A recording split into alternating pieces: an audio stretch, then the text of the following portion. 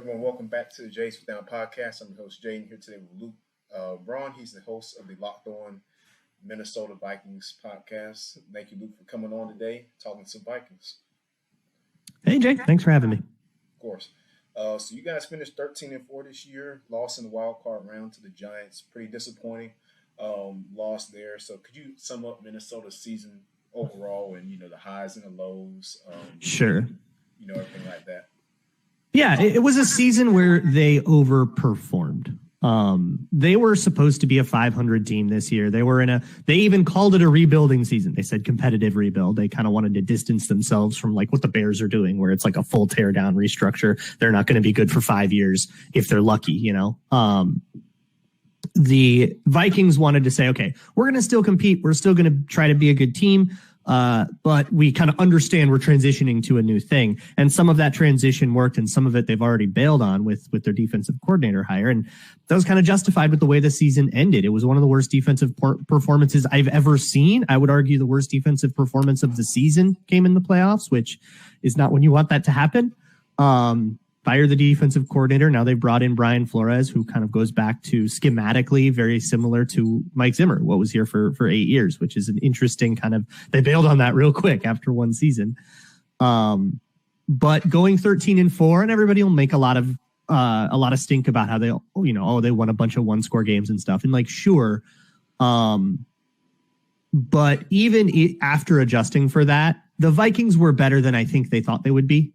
They were better than they were supposed to be. And so for a first-year head coach and all of that, it's a really good first step offensively. And then defensively, they kind of had a plan. That plan fell apart. And now I think they're reacting pretty hard to it, but we'll see if it works out.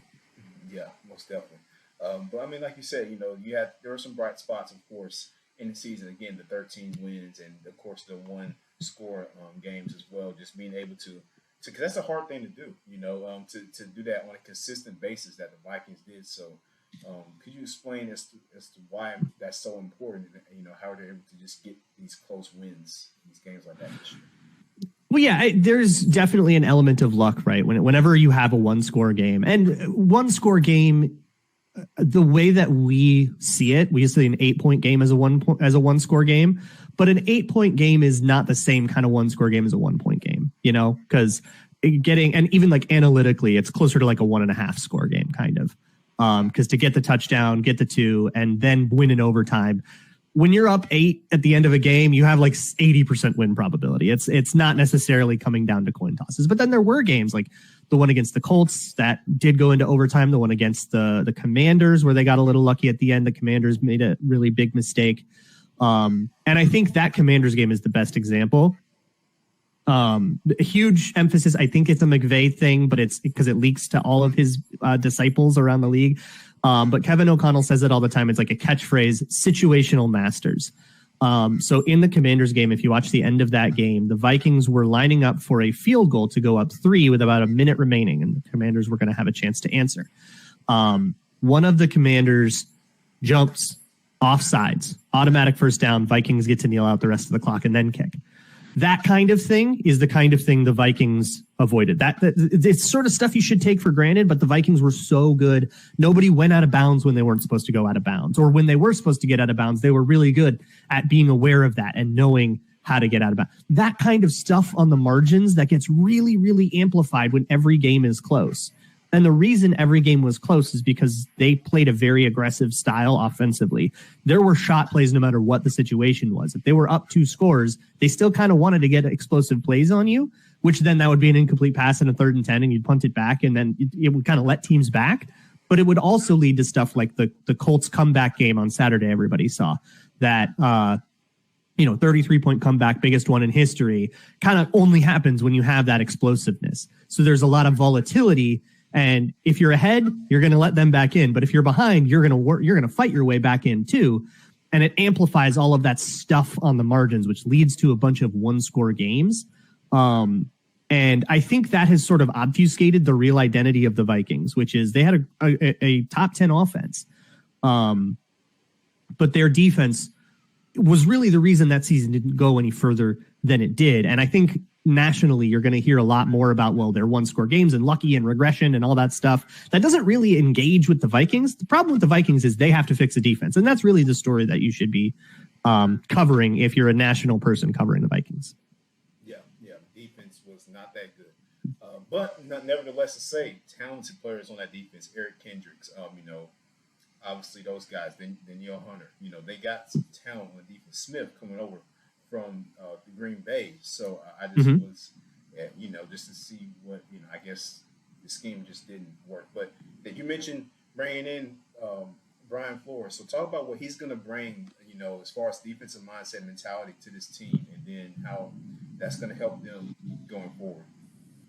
Yeah, so to understand that, I kind of have to back up to what went wrong with the Fangio scheme that Ed Donatel ran. And that scheme, the way Donatel called it, was really passive. It was a lot of sit back, read, react, and if you don't feel confident, just keep the play in front of you, right? And because everybody was new to it, I mean, guys like Eric Kendricks, Harrison Smith, Daniil Hunter played in a different scheme for 8 years. So they're learning a new way, or they were learning a new way to read plays, and they were really slow at it, which is understandable, but still a problem.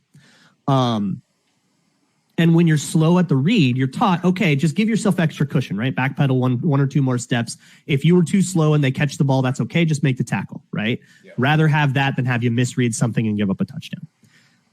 And so that's what they did every game. They would just let everybody catch everything, and it became this really soft, passive defense. Everybody would just kind of back off into a landmark, and you could run whatever you wanted. It was like you were throwing on air. Guys like Mac Jones throwing for season highs. Mike White, season high. Daniel Jones, I think two of his best 3 games came against the Vikings in the regular season and the playoffs.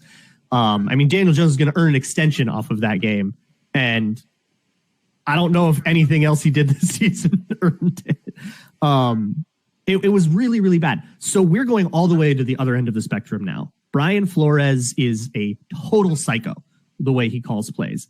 He goes back to man match, back to the system that a lot of these players are more comfortable in. Although if you think about rookies like Andrew Booth, Lewis Seen, Brian Asamoah, guys that kind of were transitioning to the NFL, and this was the first NFL scheme they had, kind of erases a lot of their progress. So they might have to do rookie year part 2 a little bit.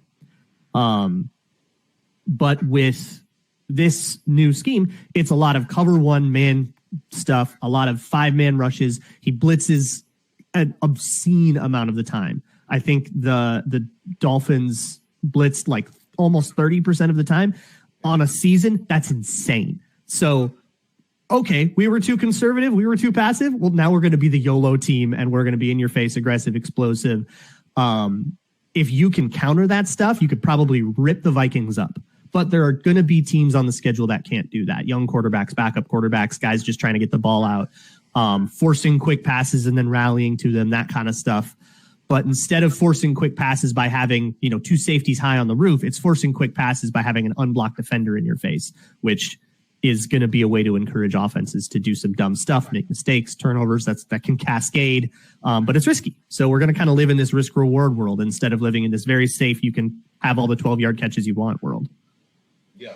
And like you mentioned, Brian Flores, just that aggressive mindset. You saw when he was with the Patriots, especially the way they got after Goff and the Rams in the Super Bowl, just that constant pressure, those different looks. Again, like you said, just a constant blitzing. He loves to blitz. He's an insane person. It's awesome. Although there comes some, issues with that. If you're playing good quarterbacks against the blitz, that they are confident in. But I'm sure, they'll figure that out. But it's a great hire for the Vikings, of course, to get a guy like Flores in there, who was rumored to be, obviously interviewed for a lot of head coaching jobs. So I'm sure, he will probably get some more offers in a year or 2 as well. So that'll be interesting to keep an eye on. But, so moving off that note, what do the Vikings need to do? This will be the last little segment here before we move on. But what do the Vikings need to do to get over that hump? Just if you're just looking at them generally right now, you brought in new DC and offense is still good. Kirk Cousins is still playing solid football. Justin Jefferson is a superstar. What do the Vikings got to do to get over that? Cornerback. They need about 14 cornerbacks. It is a dire emergency right now. Cornerbacks they have under contract are Cameron Dantzler, who's in the last year of his deal and will go with up and down. Andrew Booth, who has struggled to stay healthy his entire career and was a disaster when he did play. And Caleb Evans, who is a backup. And I think they got one guy on a futures contract. That's it. So I would honestly say, like, you could argue that the Vikings have 0 starting caliber corners on their roster right now, unless you really, really believe in Flores' ability to coach them up, which he has a track record of doing. So you wouldn't be super off base there. But they need to hit corner in free agency. They need to hit corner in the draft. I've had people ask me, well, should they draft one or should they sign one? They should do both twice. It's horrible. They need corners so bad. If they don't fix that secondary, and there is absolutely a world where that would actually be pretty impressive to take the corner room from the state it's in right now to a strength. It's probably going to be a weakness in 2023. And if the Vikings don't win the Super Bowl, we're probably saying they didn't have the corners. So they need kind of a miracle of an offseason at cornerback or something insanely aggressive at cornerback. Otherwise, I mean, look, Vikings aren't going to be the number 1 Super Bowl odds team ever, right? But if you want to know the reason for that, it's probably that. And then it's just a matter, if they can fix that, then it's just a matter of finding better rotational guys, depth holes, who's your wide receiver, 3 and 4, that kind of thing. Yeah. Secondary is important, especially in such a pass-heavy league that we play right now. And a blitz-heavy scheme. You know, this is cover 0. This is guys in man-to-man. Guys are going to have to just keep up with Amon-Ra St. Brown twice a week, or twice a year. They don't have a guy who can do that, and they probably need to. They want to contend with a team like the Eagles. Right. So, man. So like I said, interesting year for Minnesota. Once again, just hit that roadblock. Like you said, hopefully they attack the corner position in the draft and free agency, to help booster up that secondary. So, but moving on, man, we got Super Bowl 57, Luke, coming up this week. Yes. And this is a really interesting matchup between 2 great teams, identical records, if you count the playoffs, both 16-3 on the year. What are your key matchups in this game, and, who do you think prevails? Man, second question, I genuinely have no idea. This is a really hard game to predict, which is fun. I love that. I mean, the spread is 1.5. Like, it's nothing. I think one of the keys here is, how do the Chiefs cover? The Eagles have a lot of passing weapons, and they have a really formidable run game as well. I mean, they beat the 49ers without a pass game. 49ers took away that pass game, and good for them, good for D'Amico Ryans. But they just ground and pounded it out. I mean, they had drives where they called the same play consecutive times, like same exact play, and got explosives off it both times. So the Chiefs are going to have to stop that, and I bet that they're going to kind of, you always stop the run first because the run happens fastest, like it develops fastest, so most coaches will stop the run first. So then it becomes a matter of, can all those rookie corners, all can L'Jarius Sneed, all these younger secondary players that the Chiefs have, keep up with A.J. Brown and Devonta Smith? Maybe. If that happens, I think that becomes Steve Spagnuolo's magnum opus, kind of in the same way that Todd Bowles' magnum opus happened in the Super Bowl a couple years ago against Patrick Mahomes. That's the thing that I guess I'm watching the most, because the Eagles are so multiple that they kind of force you, like, you cannot just ignore the run like a lot of teams want to nowadays. You'll never have a safety in the box. You'll always kind of, all right, you can run on them. Eagles are too good for that. So you have to rely on matchups and guys to win their matchups. And then those matchups are against A.J. Brown and Devonta Smith, and that's how you make an elite team. And Jalen Hurts, not only can he find a way to highlight those guys and be the point guard like he was against San Francisco, but if it does come down to, can Jalen Hurts just like will this team to victory, he's also got that. Or he can just be a read option quarterback. There's so much multiplicity in the Eagles. I'm fascinated with them. I love the Eagles this year.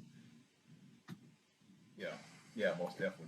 To me, I think it's going to be, again, because they can do both. They can hit you downfield, with their big receivers, Brown and Smith, and then you got Quez Watkins as well on the slide. Mm-hmm. And then you can, obviously if the Chiefs give them that too high look, they're going to run the ball. Like you said, Miles Sanders, Kenneth Gainwell, Boston Scott, and you got your quarterback who can run with Jalen Hurts. So it's going to be a tough matchup. You got a lot of rookies playing back there in that secondary for the Chiefs. I don't like that for them, But then again, Patrick Mahomes is your quarterback, so as long as he's on the field, you have a chance to win. And another thing, I'm looking out for is the trenches. Absolutely. Chris Jones, Frank Clark, I mean, they've been on a total heater in this playoffs against that Eagles offensive line, which has also been on a total heater. That's going to be really fun. And then on the other side, too, I mean, the Eagles have one of the more feared pass rushes in the league. So can they get a hobbled Patrick Mahomes? I mean, he's still got that high ankle sprain. He'll play, but that's not going to go away. So can he be that same Patrick Mahomes? This game feels like it's going to be a boat race to me. As good as the Eagles defense is, I'm just never going to count Mahomes out. So it kind of feels like this game's going to be a track meet to me and who can outscore who. And of all of the people in the entire planet Earth, Patrick Mahomes is probably the first person you want in a score off. But is he going to be able to scramble the same way that he did? I mean, he had an ankle injury that probably should have ended his season in 2019, the year he actually won the Super Bowl. And he missed a bunch of time that year. So this is not unprecedented for him. And that becomes my next question is how much of Patrick Mahomes do we get? Do we get 100% of Mahomes' ability, or do we get 75% of Mahomes' ability, and is that enough? Yeah, that's going to be the big thing. I mean, is he going to be, be able to be so mobile like he always is, making those plays outside the pocket, the little sidearm stuff, or he's just impossible angles. Just it breaks the game so much, because when you're teaching scramble drills, when you're coaching that, you're kind of saying, all right, look, if he goes out to the left, quarterback's not going to throw across his body, and you're sort of banking on that. You want a good example of why not to? Look at my Vikings in 2009 NFC Championship game. Brett Favre throws across his body, intercepted. Saints end what would have been the game-winning drive. It goes to overtime. Saints win. You're not supposed to do that. They show that clip in day one of camp in DB rooms all the time. Patrick Mahomes just does it, and it works. It breaks the rules. And now what do? You're a DB, and everything you've been taught doesn't work anymore. How do you do it? Yeah, that's like you said. That is the number one thing they coach quarterbacks not to do. Do not throw the football across the body. Do not. And defensive backs have to bank on it and say, look, if he has to throw across his body to beat you, make him do it, right? Because he's not going to want to. But with Mahomes, it doesn't matter. He can sidearm that thing like he's throwing a knuckleball and score, and he does it every game. It's amazing. He broke the sport. Man, it's like a Madden in real life. It's he's just he's phenomenal. Again, the big thing to me is is he going to get his help from his receivers? Marquez Valdes-Scantling, a guy you're familiar with in the NFC North. Having to face off against him in the Packers. He's a solid receiver, but it's still, for the Chiefs, they've got to get production from Smith-Schuster. I'm not sure if he's going to be playing, but Smith-Schuster, if he plays, and Marquez Valdes-Scantling, Sky Moore, you got to get production from those guys, because otherwise it won't be good for the Chiefs offense. So heck of a secondary in Philadelphia too. Those guys have their work cut out for them. Yeah. Darius Slay on one side, James Bradbury on the other. They played great football this year, and Chauncey Gardner-Johnson as well at the safety and the nickel, they like to slide him there. So it's gonna be interesting how the chess match between Sirianni and Andy Reid goes. Does Andy Reid, because he doesn't want to, if they give him that high to safety look, he doesn't really want to run the ball like that, but he might have to. They do the quick game thing when it's okay, if you're gonna drop all your safeties on the roof, we'll dump the ball for 5 yards and see what somebody I think of his name. Kavion, the guy from the Giants. Kadarius Toney. Yeah. Oh my God. Why did that slip my mind? But yeah, what can Kadarius Toney do if we dump it off on a little 5 yard out or something like that? And then he can beat a guy down the sideline and after the catch. That's how the Chiefs have won games this year, because this is the league of too high, everything deep. The Eagles do it too, although again, they kind of have a way not to. If you're the team that beats that, they can just play 2-man and man up on everything. and that's been really valuable to them. That's kind of what they did against the Vikings week 2, blew them out.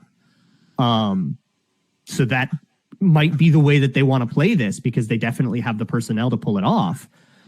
But yeah, if the Chiefs want to, they want to be that quick game thing. If you see Patrick Mahomes holding the ball a lot early in this game, if I see that, I'm going to start slamming live bets on the Eagles, because that means, okay, they've taken away what the way the Chiefs typically want to beat this style of defense. And now the Chiefs are going to be in improv mode for the whole game. And that means that the Eagles have them off of their game plan. And then, that's where the worst things can happen. So I guess as I'm talking about it, I guess I favor the Eagles more than the Chiefs, but Chiefs have so much juice and just raw power and Patrick Mahomes and all that stuff that you can never be confident in that. Yeah, I guess you could say it's almost like, we had the Patriots and Brady and Belichick, those years they went to the Super Bowl and stuff. It's like, I can't bet against Brady and Belichick. And now it's kind of turning towards you don't really want to bet against Mahomes and Reed, because as long as Mahomes is on the field and Andy Reid's coaching, they have a chance to win every single time. So again, but there's other factors like we mentioned that you have to think about too. So this is going to be a great game, man. Like you said, I don't think it's going to be a blowout. I mean, it's going to be a shootout, and it might be a 3-point game. It might be a 6-point game. I think it's going to be really close. Yeah, I think it's going to be close. It could be one of those games that ends up a 13-point game, but it was close until 5 minutes left in the fourth quarter, and then, somebody scores the dagger. But the most surprising thing for me is the game's over by halftime and isn't interesting anymore. Even if there's a 20-point lead on either side, you're going, okay, but he's kind of done this. Both these teams have enough to get back and make the comeback, right? And it's been the year of comebacks too. So yeah, it's going to be sick. Yeah, it will be. It definitely will be. So we are looking forward to that.